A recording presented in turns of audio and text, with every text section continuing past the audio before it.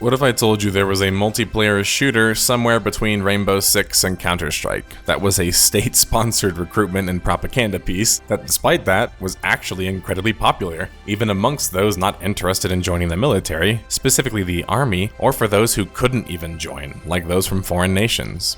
America's Army would originally launch July 4th, 2002, and has released over 41 different versions and updates of the game since then, including the most recent version of the game, America's Army Proving Grounds. The problem being that Proving Grounds launched in 2013, and while another sequel was promised, it would never come to fruition, and the most recent America's Army title, and thus America's Army in general, was shut down completely in 2022. With AA as a franchise dead and many other shooters having taken over from their milsim desires and tactical successes, there's no better time to feature this multiplayer military shooter on the series Death of a Game. A series where we take the largest contributing factors to a game or company's death, which we find through navigating a timeline of events and gathering bits of evidence in the process, all culminating in a final deduction, every detective's favorite moment, where they solve the case for good. Without further ado, get ready to pass basic training, soldiers. We have war simulations to win and military skills to learn.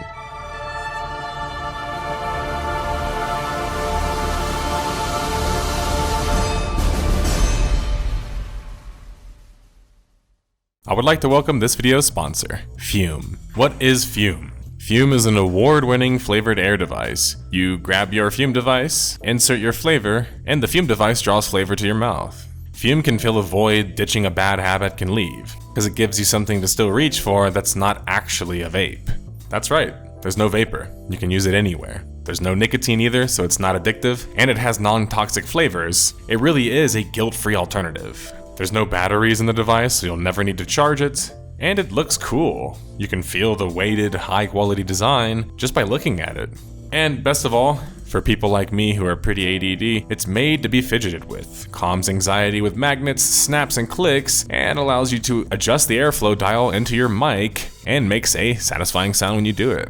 Fume has served over 300,000 customers, and you can be the next success story. If you're thinking of giving Fume a try, there's no better time than now. Head over to tryfume.com/nerdslayer, use my code nerdslayer to get in on this amazing BFCM deal. That stands for buy one journey pack, get the second for 70% off. Plus, Fume is giving away 5 gold-plated Fume devices to 5 lucky customers. Imagine owning a limited edition, gold-plated version of this amazing device. Now talk about a showpiece. Again, try fume.com/nerdslayer or scan the QR code on screen and grab your offer today. The story begins in the early 2000s. Well, mostly. Technically, the concept of America's Army, or what would later become known as such, sprang from a concept conceived by the Army Colonel Casey Wardynski, the Army's chief economist and professor at the United States Military Academy in 1999. Wardynski had envisioned using computer game technology to provide the public a virtual soldier experience that was engaging, informative, and entertaining. The project would be put into development after the formation of a team of professional game developers with prior experience and an initial budget of $5 million. That budget would quickly start ballooning up though, and would jump up just a year later to $3.5 million, and then another $5.6 million in 2001. While the narrative surrounding America's Army has always kind of been that it's the small budget free-to-play game that was kind of competing against the other games, including by the developers and people involved in the project itself, there was always this kind of like narrative that the game's budget was really small, but it didn't really match reality. I think personally it's told as a narrative to make people feel like America's Army was an underdog in gaming, but they weren't. They were having larger budget accesses than bigger and more successful games with sequels even. If anything, America's Army even from the beginning seemed to be quite costly. Part of the initial cost could be them literally creating a game development studio and hiring a bunch of people in it and creating a mocap studio, as well as the tech that they needed to make the game, but still, AA was seemingly expensive from the get-go. In fact, by the end of its life cycle, it would cost the Army, and thus US taxpayers in part, $32.8 million. For roughly 3 games of development, that's not that high. Sure, they're live multiplayer games, but it's no indie budget. And for free-to-play games? America's Army would see roughly 3 years of development before being unveiled to the world publicly playable. Originally branded as a strategic communication device designed to allow Americans to virtually explore the Army and allow them to even become a soldier by the end of things, America's Army, the first one, dubbed Recon, would launch July 4th, 2002. The key of America's Army versus its competition like Rainbow Six and Counter-Strike of the time was that it was a bit more realism-focused and free, the biggest kicker. This is kind of where the genius of the marketing of America's Army also came into play, leveraging the superpower military and budget that goes with it. Because the name Army does plenty of marketing without actually having to have a big budget to do it, and it brings a certain authenticity that other games couldn't even dream of. America's Army was similar to 2, in the sense that you needed to complete a boot camp, a series of training tasks and scenarios before you could actually engage in the multiplayer combat. This would range from basic training to special forces and even more advanced training exercises. And this was honestly pretty unique for the time, because it was kind of like a forced tutorial that made sure that you actually knew what you were doing before you got into the game. In fact, some of the early ARMAs and Operation Flashpoint games would also have a similar mechanic later on. Gameplay in America's Army 1 was really, as described above, a mixture of Rainbow Six and Counter-Strike, which is a weird mix, I know, but very much what the game was. Each map objective was unique depending on whatever map you were playing on. You would have hostage rescue, search and destroy, and capture the flag modes and more. The first iteration of AA was successful enough to warrant a second iteration to launch within the following year, and to keep the American government in support of the project. It must be stated, though, success for AA was determined differently than most shooters, let alone video games, period. AA was not really a for-profit game. It truly was designed as a way to motivate the populace to join the military, specifically the army. The issue was, for profit or not, it was expensive, which means that the bar for success was likely much higher. How many recruits would the military or US government expect to see come from America's Army to deem the project a success? The upgraded version of America's Army, AA2, dubbed a sequel, Special Forces, with a particular emphasis on Special Forces recruitment like the name would imply, would launch November 6, 2003. This is the version of America's Army I and many others are most familiar with. It's the version that was the longest running, and I would argue that most of the die-hard fanbase rallies around it the most as well. Those iconic sounds really are quite memorable. America's Army 2 was a halfway house of a shooter, a semi-realistic tactic-focused shooter without being a full military simulator levels of slow. But it's at this point that people started to actually look at AA seriously as a shooter and not just a propaganda piece. AA2 had managed to be downloaded up to 5 million times and managed a 6K active peak player count in its heyday. These are respectable modern numbers, let alone in the early 2000s. America's Army 2 was my first time playing the game, and although some disliked how you had to do the mandatory training to play online, I actually ended up being a huge fan of the concept even though I didn't like it initially. First, it taught me about the military, more so in their procedures, which I grew up thinking was really cool because of my great-grandpa fighting in World War II as a radio man in the Navy. And it also taught me strategy in shooters and how the real soldiers approach these situations, which was helpful. America's Army 2 made sure its entire populace was playing the game correctly, whether through education or penalization. And yes, if you attacked your teammates or stuff like that, you would literally be court-martialed and put in the video game jail. Where things started to get interesting, or at least like veer off the standard path, was in 2005, when America's Army would launch a spin-off title dubbed Rise of a Soldier that was actually pretty positively received on Xbox. The cool thing about the game is that it offered some unique gameplay to the series, while also having a multiplayer online mode that was unique. The issues being that even if it was the same multiplayer, this would ultimately split the player base and split it to a dead platform, since they wouldn't be updating Rise of a Soldier anymore and would continue to update America's Army on the PC. Now, Rise of a Soldier was supposed to launch on PlayStation, but would later be canned, and maybe it was because it just didn't do that well in the big scheme of things, or maybe they realized that most of their focus should be on the PC title. But the Xbox spinoff did very little to actually help the PC audience, but perhaps it helped expand the name recognition and thus increase the chances for recruitment into the army, which was the ultimate goal. The good thing is that AA's fans were eating well during this time anyway, with AA2 still in full force, being so popular that it even got its own stat track app that you could go download. A mobile spin-off game would launch in January of 2007, and honestly, I only really am covering it because it just happened, right? I need to cover it because it's on the timeline, right? I thought it was interesting though, because not many shooters do get mobile spin-offs, let alone one in 2007, which is quite early, but to be honest, the game is pretty boring and standard fare, and it wouldn't offer anything unique gameplay-wise to anyone who's ever played a bullet hell game or really any kind of platformer with a gun. America's Army would attempt to follow up on their success of Rise of a Soldier on Xbox with another spin-off title, this time dubbed America's Army True Soldier, launching November 15th, 2007. A theme that America's Army was doing in their games, including with the two spin-off titles, was highlighting very heroic tales of soldiers serving their time. This would bring a certain level of authenticity to the stories, especially the stories that took place in True Soldier and Rise of a Soldier, since they had single-player campaigns. But True Soldier would launch November 15, 2007, and would be rated the worst America's Army title, where gameplay looks and feels like a mobile game in modern times. I mean, you can't even see your bullet's feedback or what it looks like when you hit something. And no, people will often say, yeah, but there's a non-gore mode that America's Army is kind of famous for. But that's not true. You also still can't really see your feedback no matter what. It's just a poorly constructed game with a surprisingly good, authentic military voice acting.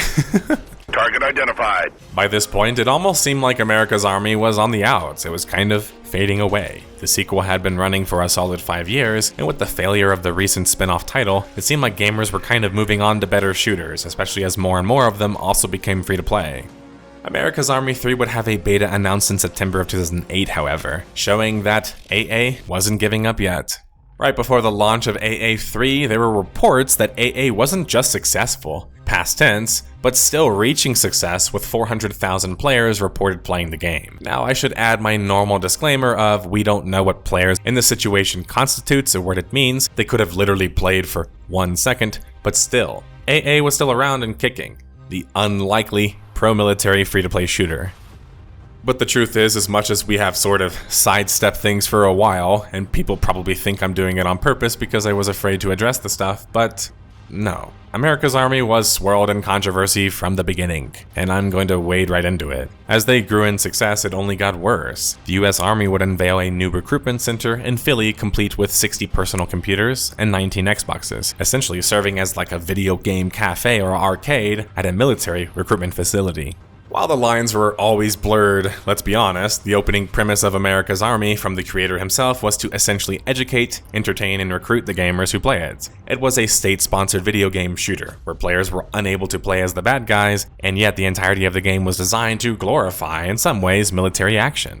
When you turn military stuff into a sport or heavily desensitize it in a way to actually desensitize people to it, which is kind of ironic, or in this case a game, it removes some of the serious elements of it. And that's generally wanted and desired in video games, hence most shooters not being very realistic. The amount of video games that have gun jamming, for example, is very low. The issue with AA was that people expected the game to be realistic because it had Army in the name, and it largely was. The problem being is that it was based on the US Army and literally attempting to recruit you to join it in the process. It, thus by nature, was a glorification since no opposite or dissenting views were ever presented. And by 2009, with the war in Afghanistan largely having faded, or at least the public's desire for such, more importantly here, propaganda, including the military kind, was far less popular. It also must be acknowledged, in my personal opinion and my research, that the military simply started to become less lucrative to join, and thus less popular in general, less positive career-wise and financially. This is why recruitment across the board is down. The problem is, as soon as this takes form, more publicly, the government will be quick to cut the video game development program from their recruitment program. So, AA3's success had even more riding on it, with the public perception fading positively. America's Army 3 would launch June 17, 2009, and it was one of the most interesting and tragic stories in video game history that maybe no one even knows about. America's Army 3 was AA's attempt to be a modern shooter, and not lose relevance. It utilized even the popular Unreal Engine 3. The problem started from the beginning though. America's Army 3 might have launched, but it was largely unplayable for up to an entire week before the issues were fixed. There were also severe server issues, and since the game was largely server-side, it made for incredibly buggy gameplay during this time. While launch issues aren't unheard of, the length of them was in this case.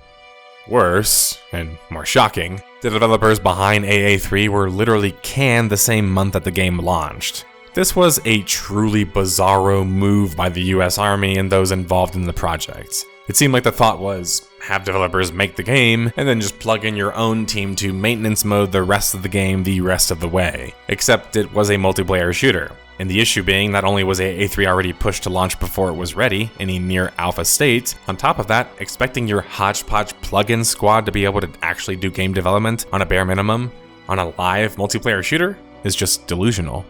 And in this case, I'm glad they got what came next, which was the biggest failure they've had since True Soldier. Now, True Soldier might have been a worse game, but AA3 was worse received, because it wasn't what players requested.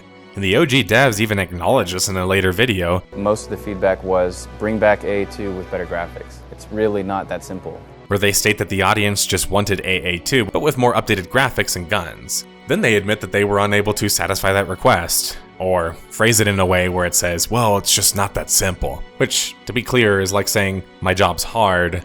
It's just not a really good excuse. If that's what your audience wanted, that's what you had to deliver. And it being hard doesn't mean that you shouldn't have done it.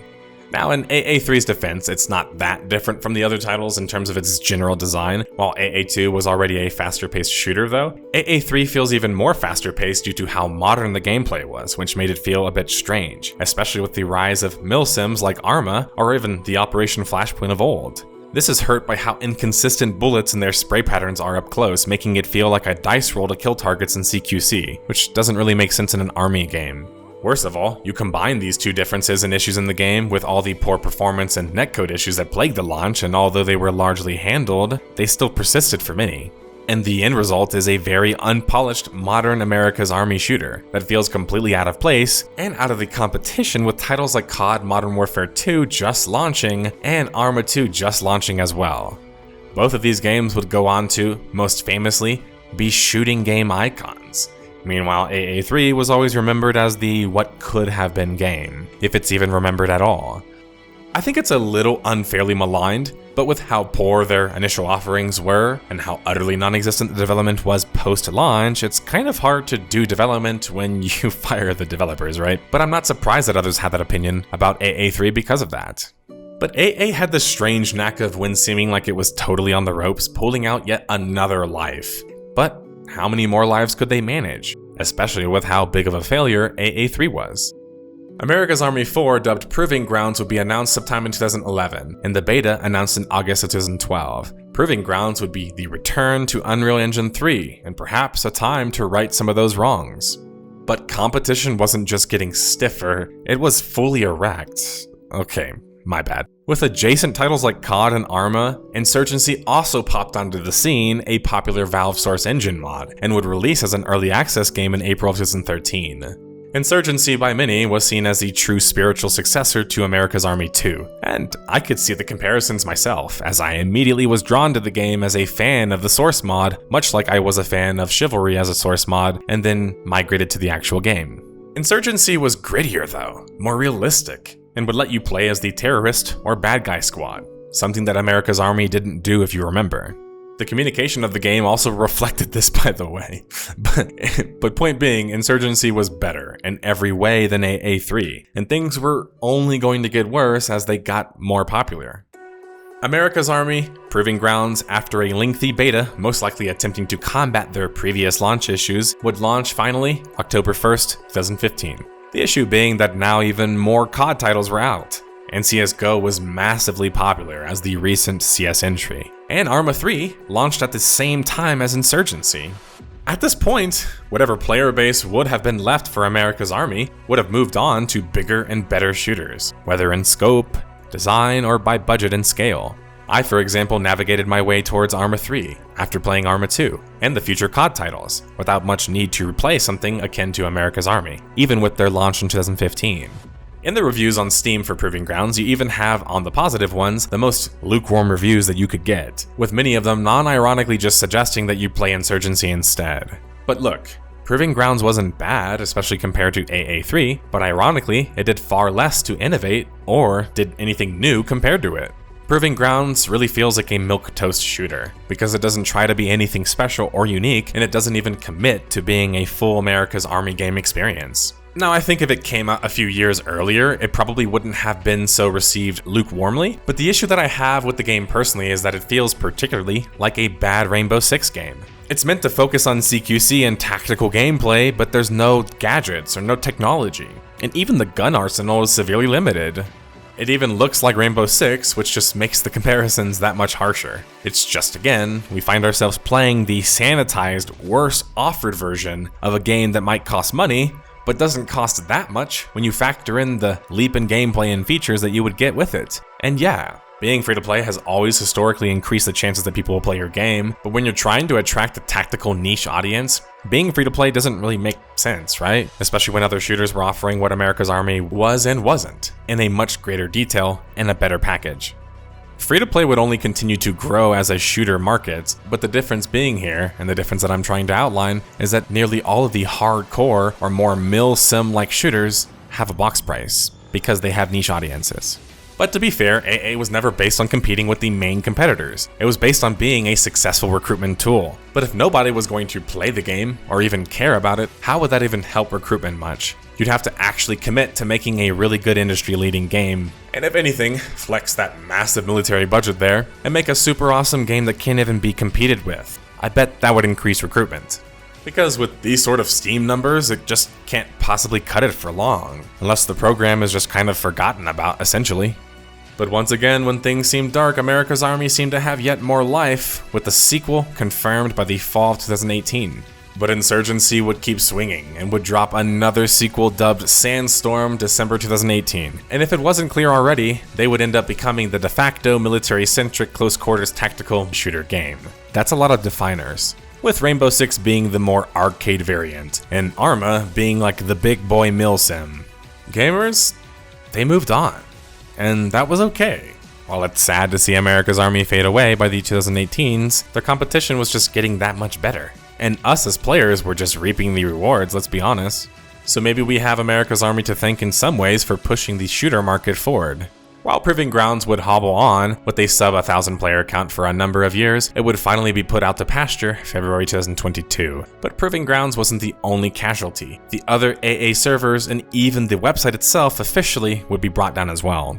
Reports were that efforts had shifted to esports and streaming for possible military recruitment avenues.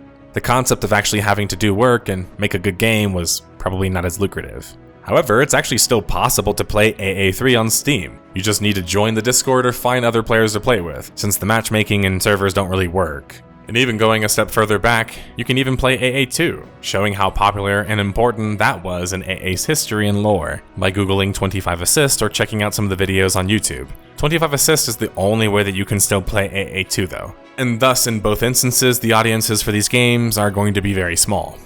And unlike other titles I cover in the series, like Titanfall as a shooter for example, there's a lot less spoiled grapes when it comes to America's Army, because they're able to move on to a bunch of other games that pretty much satisfy what they wanted or more, even if they end up missing that music, charging on bridge, or those hilariously awesome military sounds. But point being, a shooter like Titanfall is very niche, and it doesn't have a lot of comparative titles. So fans of a game like that are going to be noticeably angrier than fans of a title like America's Army, who right now can go play like 4 other titles that satisfy their itch. And I'm speaking from experience. With that music playing, we have reached the end of this case, detectives. America's Army is a 20-plus-year-old franchise that has only recently been put to rest, and while many have played it at some point in their life, very few know the story of why America's Army failed, and was ultimately shut down. Why did America's Army die despite launching multiple follow-up sequels, even in modern times? Well, contrary to popular belief, AA was expensive, totaling at $32.8 million. Failure to deliver audience expectations and desires. It had failed modern sequels and increasingly tough competition. The government/military mismanaged and canned the program/developers that were behind the success. An official sanitized military propaganda piece. Recruitment efforts shifted towards streaming and esports. Well, detectives, this case has come to an end, and yet I feel quite conflicted. Is America's Army a propaganda piece? Yes. Was that inherently bad, as it could trivialize the concept or desensitize it enough to young children? Well, probably yeah, right? It's probably not good to unknowingly trick teenagers who aren't even at the age of consent yet into joining the military, an incredibly serious and potentially life-threatening career. However, my issue, those things aside, with America's Army as a propaganda piece was that it wasn't a very good one. Well, for starters, it only shows you the combat roles, which make up like less than 20% of the actual military. It's not really realistic representation, right? And I'm kind of more so stating in the long run. AA2 aside, which was an actually good game, it could have been a better one. Yeah. I know that's kind of simple to say, but I'm saying it could have been a better propaganda piece. Do we want to argue, for example, how much one COD game brought the Army and recruits versus America's Army? I'd love to see the data on that personally, because I know tons of ex-military anecdotes, sure, but most of them could tell you every level in COD single player, and let alone don't even know that America's Army even existed. That's because at the end of the day, the most important advertisement is being good advertisement. It's getting noticed. And thus, the best recruitment is something that is actually good and liked. When people feel that they're being preached to, they have a propensity to shut down and just not listen. And I don't want to give the military any ideas here, but subtle advertisements while using fiction-like stories and acts of heroism are actually incredibly effective at motivating people to join in. People want to feel special, unique, and like an epic hero. Think about virtual worlds. Are they more likely to join heroic careers like the military, police force, or firefighters if they feel that they are doing acts of heroism, or simply because it's the real deal? Yes, I know both of these can end up achieving success in the end. Like how I bet American Truck Simulator has created many truck drivers. Same thing with Flight Simulator. But these are interesting exceptions in a sense, where the comparison, in this case, would be something more like Arma, which has probably also been pretty successful at recruiting soldiers despite not being an official state propaganda piece. Or to bring it to something else less controversial, kind of like how the Harry Potter series is basically associated with the holidays, like Halloween, Christmas, despite not really even attempting to be a Christmas movie or a Halloween movie or series. The series has done more for Halloween than any documentary on how Halloween was ever created ever did. Now, yeah, sure, part of that is how we consume content, but the truth is if something is boring, we don't care if it's meant to be educational. Thanks for watching.